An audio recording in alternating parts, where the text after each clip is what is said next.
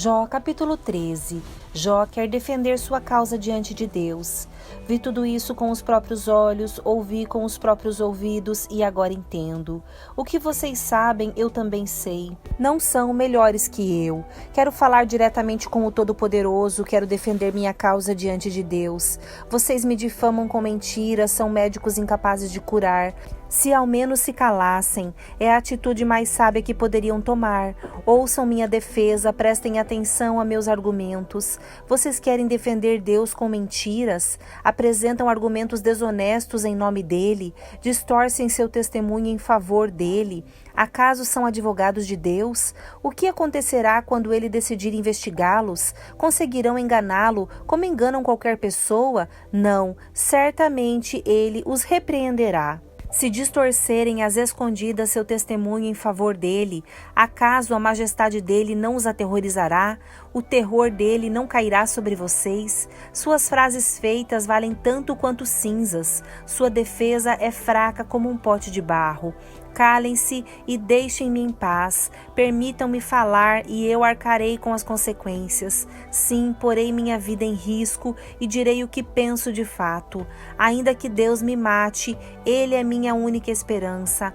Apresentarei a Ele minha causa. Isto, porém, é o que me salvará. Não sou ímpio. Se o fosse, não poderia me colocar diante dele. Escutem bem o que vou dizer. Ouçam-me com atenção. Preparei minha defesa, serei declarado inocente. Quem pode discutir comigo a este respeito? E se provarem que estou errado, me calarei e morrerei. Jó pergunta qual foi seu pecado. Ó Deus, concede-me estas duas coisas, e não me esconderei de ti. Remove tua mão de cima de mim, e não me assustes com tua temível presença. Chama-me, e eu responderei, ou permita que eu fale e responde-me. Diga-me o que fiz de errado. Mostra-me minha rebeldia e meu pecado. Por que te afastas de mim? Por que me tratas como teu inimigo? Atormentarias uma folha soprada pelo vento? Perseguirias a palha seca? Escreves acusações amargas contra mim e trazes à tona os pecados de minha juventude. Prendes meus pés com correntes, vigias todos os meus caminhos e examinas todas as minhas pegadas. Eu me consumo como madeira que apodrece, como roupa comida pela traça. Jó, capítulo 14. Como é frágil o ser humano, sua vida é breve e cheia de aflições. Como uma flor nasce e depois murcha, como uma sombra passageira some depressa. É preciso que vigies uma criatura tão frágil e exijas que te preste contas. Quem pode extrair pureza de algo impuro? Ninguém. Estabeleceste a extensão de nossa vida, sabes quantos meses viveremos, e não recebemos nenhum dia a mais. Portanto, dá-nos sossego, deixe-nos descansar. Somos como trabalhadores braçais, permite que terminemos nosso trabalho em paz. Até mesmo uma árvore tem mais esperança, pois, se cortada, voltará a brotar e dar novos ramos. Ainda que as raízes tenham envelhecido na terra e o tronco esteja podre, com o cheiro da água voltará a brotar e dar ramos como uma planta nova. Mas, quando as pessoas morrem, perdem as forças, dão o último suspiro e depois onde estão? Como a água evapora do lago e o rio desaparece na seca, são colocadas no túmulo e não voltam a se levantar. Até que os céus deixem de existir, não acordarão, não serão despertadas de seu sono. Quem dera tu me escondesses na sepultura e me esquecesse ali, até sua ira passar. Quem dera me desses um tempo de descanso, para que só então te lembrasses de mim. Podes os mortos voltar a viver? Assim eu teria esperança durante todos os meus anos de luta e aguardaria a libertação que a morte traz. Tu chamarias e eu responderia. Tu ansiarias por mim a obra de tuas mãos. Assim, tu protegerias meus passos em vez de vigiares meus pecados. Meus pecados seriam fechados num saco e tu cobririas minha culpa. Em vez disso, assim como os montes desmoronam e as rochas caem de onde estão, como a água desgasta as pedras e as enchentes arrastam a terra, tu destróis a esperança do ser humano. Tu prevaleces sempre sobre ele e ele se vai. Tu o desfiguras na morte e o mandas embora. Não sabe se os filhos crescerão com honra ou afundarão no esquecimento. Ele sofre sua própria dor e lamenta apenas por si mesmo. Jó, capítulo 15, a segunda resposta de Elifaz a Jó. Então Elifaz de Temã respondeu: um homem sábio não responderia com esse falatório. Suas palavras não passam de vento. O sábio não se envolve em conversas sem propósito, nem usa palavras sem sentido. De fato, você não tem temor a Deus e não lhe mostra reverência. Seus pecados dizem à boca o que ela deve falar. Suas palavras se baseiam em engano astuto. Sua própria boca o condena, não eu. Seus próprios lábios depõem contra você. Acaso você foi o primeiro ser humano a nascer? Veio ao mundo antes de serem criados os montes? Estava presente no conselho secreto de Deus? Só você é dono da sabedoria? O que você sabe que nós não sabemos? Que compreensão tem que nós não temos? Homens idosos de cabelo grisalho, mais velhos que seu pai, pensam exatamente como nós. A consolação de Deus não é suficiente para você? Palavras amáveis não lhe bastam? O que o fez perder a razão? Por que seus olhos chegam a faiscar quando você se volta contra Deus e diz tais absurdos? O que é o ser humano para se considerar puro? Pode alguém nascido de mulher ser justo? Deus não confia nem nos anjos. Aos olhos dele, nem mesmo os céus são puros.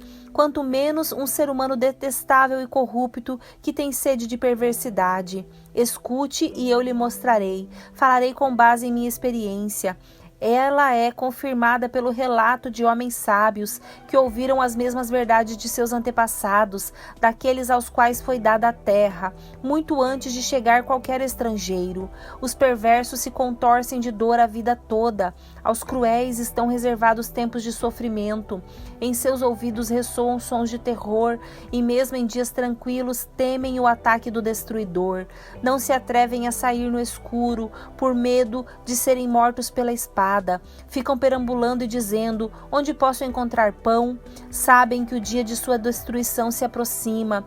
Vivem angustiados e aflitos, cheios de terror, como um rei que se prepara para a batalha, pois agitam os punhos contra Deus e desafiam arrogantemente o Todo-Poderoso. Com seus fortes escudos levantados, avançam contra ele em rebeldia. Em sua prosperidade, o rosto dos perversos inchou e sua barriga acumulou gordura. Suas cidades, porém, serão arruinadas, habitarão em casas abandonadas, prestes a desabar. Suas riquezas não durarão, seus bens não permanecerão e suas propriedades não se estenderão pela terra. Não escaparão das trevas, o sol abrasador queimará seus ramos e o sopro de Deus os destruirá. Que não se iludam mais ao confiar em riquezas vazias, pois o vazio será sua única recompensa. Serão cortados na flor da idade, seus ramos jamais voltarão a verdejar.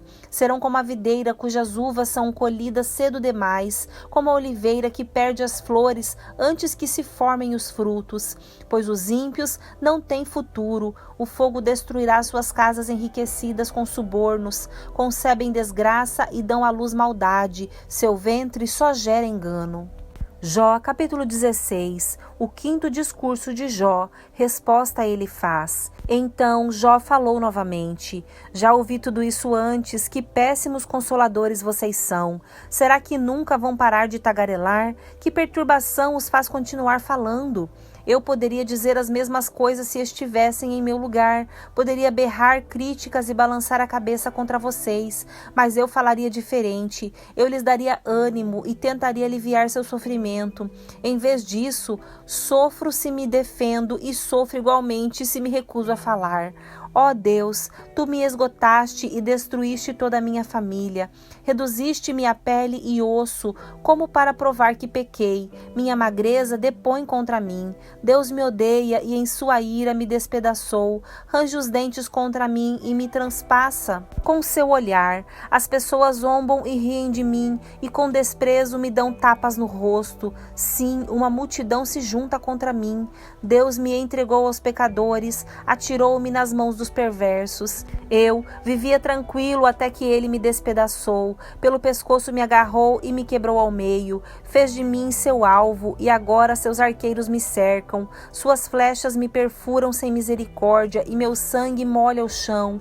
Repetidamente ele se lança contra mim e me ataca como um guerreiro. Em minha tristeza visto pano de saco, meu orgulho se revolve no pó, meu rosto está vermelho de tanto chorar e sombras escuras me circundam os olhos. No entanto, nada fiz de errado e minha oração é pura.